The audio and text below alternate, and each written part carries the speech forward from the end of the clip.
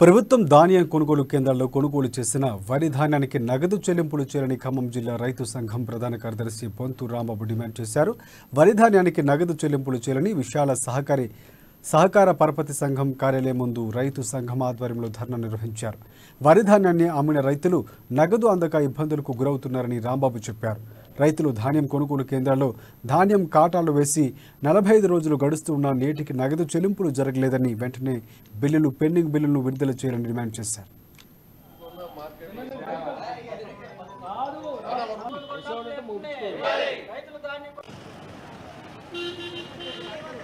రాష్ట్ర ప్రభుత్వ నిర్లక్ష్య వైఖరి రైతుల పట్ల నిర్లక్ష్యం. అనేక గ్రామాల్లో వరి పంట తప్ప ఇంకో పంట ప్రత్యామ్నాయ పంట వేసే అవకాశం లేదు.